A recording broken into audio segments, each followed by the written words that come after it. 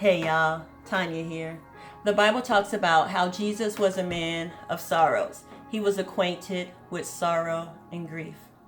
I am a product of adultery. My parents were married to other people when I was conceived. I grew up not really knowing who my father was, not really fitting in, always feeling like I didn't belong, being different and knowing that I was different. I used to watch Sesame Street as a child. You know, when they say one of these things just doesn't belong here. And I remember being a little kid thinking, that's me. I don't belong here. I don't fit in. Something different about me. And I didn't understand what it was. And when I became old enough to realize that my father wasn't who I thought my father was, I began to want to know, well, where did I come from? How did I get here? And to find out that I was a product of adultery was very devastating for me, because I just didn't understand. And I hated adultery. I hated adultery. And I vowed that it would never touch my marriage. And I'm going to get married and I'm going to break the curses and da-da-da. And I was married and my marriage was plagued with adultery from the very beginning. And ultimately, adultery ended my 30-year marriage. And I found that it doesn't matter how much you love and how much you try and how much you try to pull somebody back and make them stay with you. It is what it is. I couldn't stop adultery from touching my marriage. But I could do something about how I lived. What God showed me in that with my life is that just because you come out of something, just because you're born in something, you're born into a family that does a certain thing, just because you're born into a particular situation, doesn't mean you have to turn to that. I may have come from adultery. Adultery may have plagued my marriage, but I am not an adulterer. I am a curse breaker. I did not commit adultery.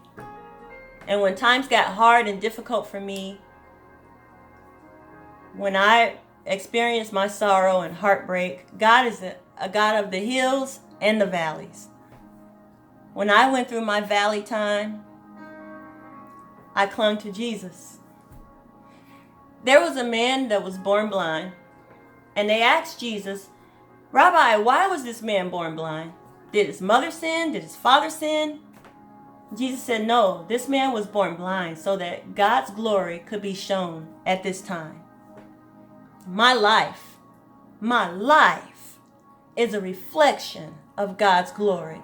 My life proves that just because something happens to you, just because you're faced with a particular hardship, heartache, pain, you don't have to turn to sin. You can still honor God. My life is a reflection of God's glory. I'm a curse breaker.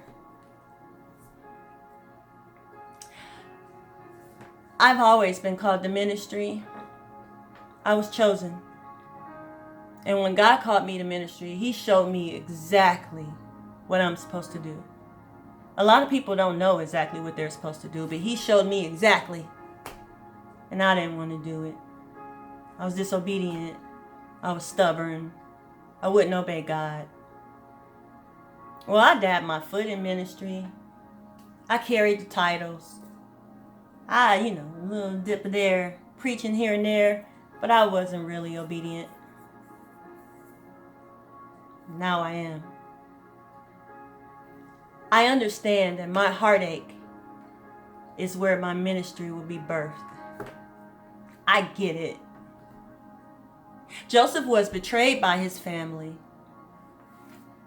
He got all this stuff that happened to him.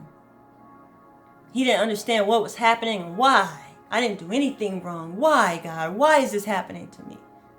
And when God put him in a place he was supposed to be the whole time, he realized why. God trusted him enough to send him to prepare his people. And he knew that no matter what happened to Joseph, Joseph wouldn't turn. Joseph would continue to honor God. He knew Joseph's heart. And when his family apologized, he said, don't worry about it. You meant it for evil. God means it for good.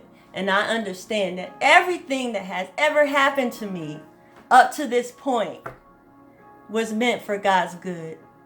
And that's what I say to you. Everything that's ever happened to you to this point, God means it for your good. He wants to use your life as a testimony. You can be a curse breaker today. I don't care what your parents did. I don't care what happened to you. You don't have to turn to sin. You can walk victoriously in Christ Jesus. Your life can be a reflection that you still smile. You still get up. You still have joy.